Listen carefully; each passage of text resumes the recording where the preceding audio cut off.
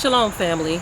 We're in the metropolitan Detroit area, as I said in an earlier video, and our children are getting a chance to see what it's like in the big city. Some of our younger children that don't know anything about this. So far, I've taken them by the house that I've grown up in which it looks like a war zone now. Okay, it looks like a war zone, just totally different. It's amazing what a decade or two could do to a community. Okay, we'll be taking them by my husband's family's house where he grew up. We're going to be taking them to a number of different places to get a chance to experience what life was like for us when we lived in the big city. Right now we're at the house where my husband and I got married, which is family's house, and it's really wonderful being able to share how this whole family was formed and bringing them back to see the good and the bad, you see. And as we watch some of the news broadcasts of things that are going on in and around metropolitan Detroit, our children are understanding why we made the choices that we did. They are understanding that sometimes life can be a little rough in the big city. We talk to them very vividly about what is to come, okay? How important it is that we learn how to be self-sufficient. That is one of those lessons that all of us must learn, because there will be a day and time to where inflation will take the cost of food up so high that it will be difficult to even buy a loaf of bread, okay? So being able to do things on your own and take care of your own living and livestock and growing food and vegetables and fruits and what have you, that's going to be a very important skill to have. Unfortunately, a lot of our people have gotten used to a system that takes care of them. I did a video some years ago talking about food stamps and how many of our people have made that a way of life, okay? Not to frown on anyone who needs this, but what I'm trying to say here is one of these days the cord is going to be cut on that. And so what will be your options then? Will you opt to rob someone? Will you look for other ways to take care of yourself? Or will you try to do something now? Okay, it's very important that we look at the here and now, that we have time. We have some time to where we can prepare. If you have the time, you shouldn't make any excuses whatsoever, because if we could just fast forward, I'm going to say 5 years, because not many of us can look ahead and say in a year from now things are going to be rough. We're just thinking that this gravy train is going to continue. You know what I'm saying? We can't even fathom a world without some type of government assistance, or a world without grocery stores. We can't even wrap our brains around something like that, because we're so used to this. We're so used to modern conveniences. But what if modern conveniences no longer existed? What if you couldn't go to the store and get a carton of eggs?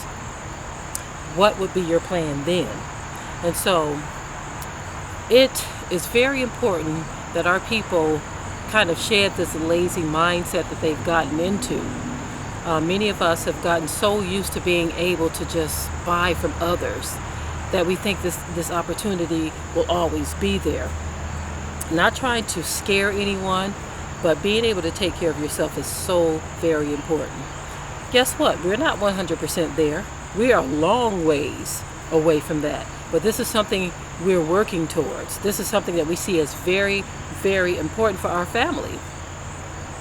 We don't want to have our children in a position to where they have to worry about where they're going to get their next meal. What are we going to eat? How will we feed ourselves? We don't want our children to be in that position.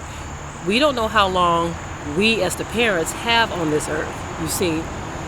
So we want them to already have it in their minds that doing for self is what is important. If you can't go to the store and swipe your food stamp card and get a cart full of food, what will you do? That is one of those questions that many of us refuse to even address. We don't want to deal with questions like that because we're like, well, you know what? I don't have to worry about that right now, so I'm not going to worry about it anytime soon. But we've already seen the handwriting on the wall. Around this country, they're starting to have more and more glitches with their system to where the cards aren't working or the machines aren't working or systems are failing or this is happening or that's happening. You don't want to be stuck in a position where there's going to be a permanent glitch, to where there's going to be a permanent shutdown, and you'll be just like some of the young ladies that they featured on the news. And I find it kind of funny, whenever they want to talk about glitches and things like that in the system, they always find a black face to go behind it, when black people do not represent the majority in food stamps and government benefits. They do not represent the majority.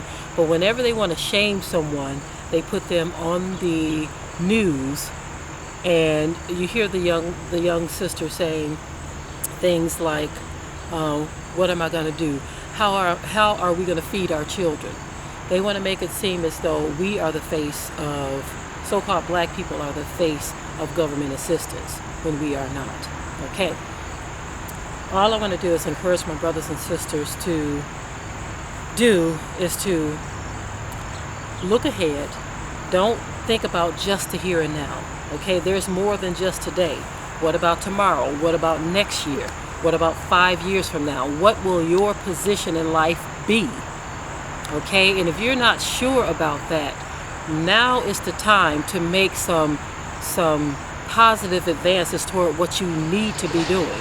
I don't care what it is, whether it's securing yourself some land or learning how to grow food, learning how to raise livestock, whatever it may be, you need to make some positive advances towards that goal. And don't always assume that you have time on your hands, okay?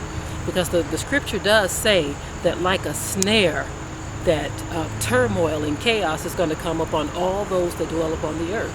And so what position will you be in? Will you be one of those who are completely unprepared, or will you be one of those who sought solutions before the crap hit the fan? And with that, I will say shalom.